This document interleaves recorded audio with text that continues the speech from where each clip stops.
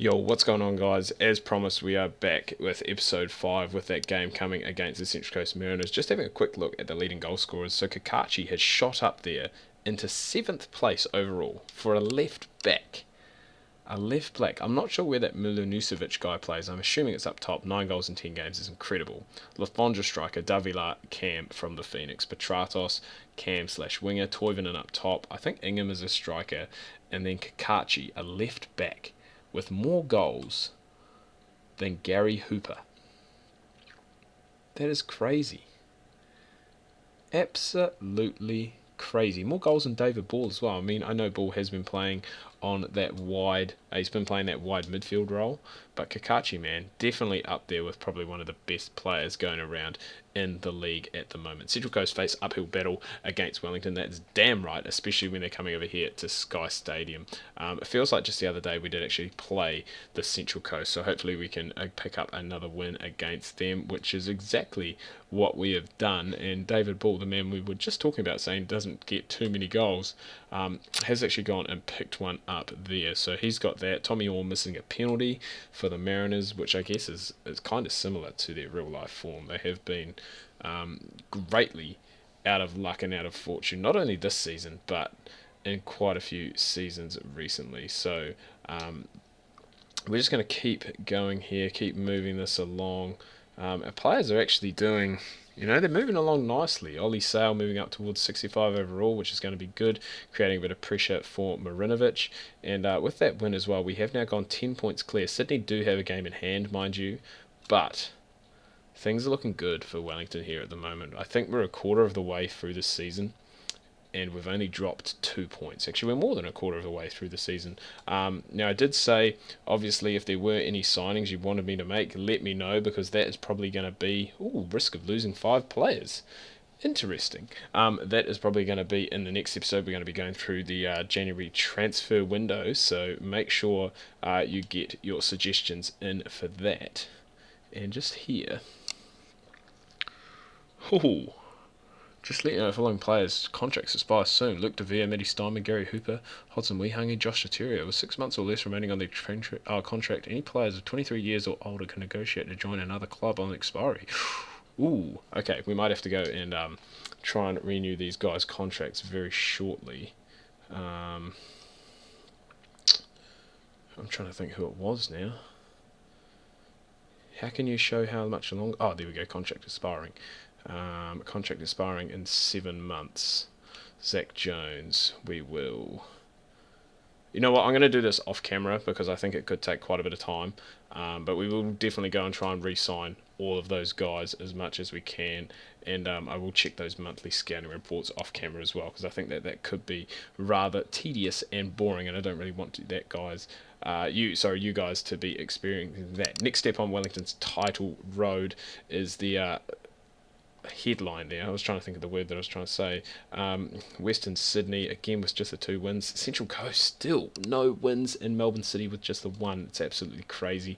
11 games in, we haven't conceded 5 goals. Definitely the best defence in the league. They say defence wins titles, and that could not be truer here. Conceding a goal basically every 2 games, 1 goal every 2 games, is absolutely incredible.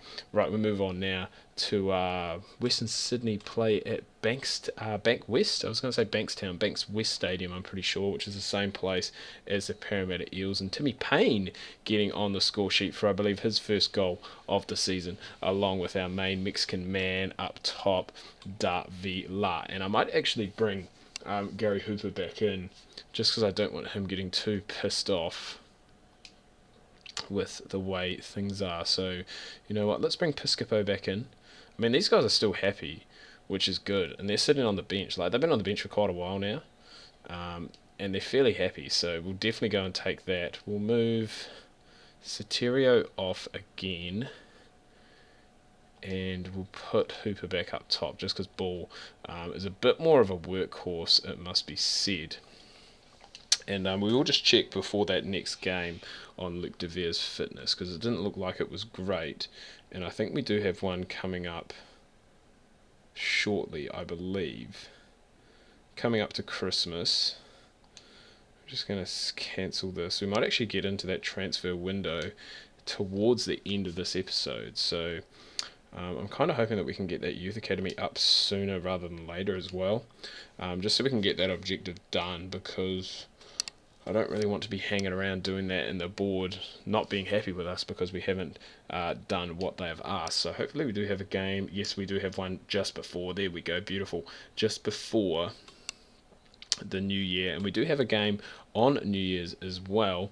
McCowett has said about getting a game. Not going to bench me. You know what, McCowett?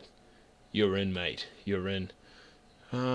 Yes, I know we haven't invested in that youth player yet. It is on.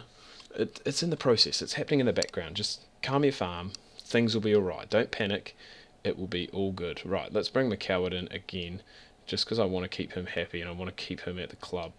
We are stacked for talent on that left-hand side. Both players, 20 and 21, respectively. So I can play there for. To be fair, they could almost play there for the whole of this career mode, because career does go for 15 seasons. So coming up now against Melbourne Victory. I know I've got a few Melbourne Victory fans, so I'm hoping that we can get the win against these boys. And they've had a draw, a win and a loss in their last 3 games. Oh, and they've done us. They've done us. There's the first loss of the season, boys, at Sky Stadium as well. Wow, Toivonen coming up the goods. Oh, and that's not a great way to finish the episode, but it's been a good run. So that is what, 12. We had 12 games. 12 games on the trot, unbeaten. That is outstanding. It does close that gap as well. Sydney are in pretty good form too, to be fair. If they win this game, both be on 13 games. It'll be 34 and 30 points respectively for the top 2 clubs in the A-League. We'll have a quick look at these notifications, which are both of these guys. Right, got to keep Rufa happy. Thought I could have done much better. Work harder.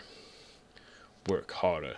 And you can do it. Right, boys, so we're going to wrap things up here. We finish with our first loss of the season, which is not ideal, but we are moving in to the January transfer market. Is there any areas you think this Wellington Phoenix side needs improving on? It's pretty hard when you have only dropped 4 points in 13 games to bring someone else into the club and replace one of the guys that is starting. So potentially we could just look at adding a little bit more depth. Again, do hope you enjoyed this video. I'm really enjoying recording these, so I hope you guys are enjoying viewing them as well. Remember to drop a like on the video, drop a comment down below. Do hope you enjoyed it. Hope you're having a good week, and we'll catch you again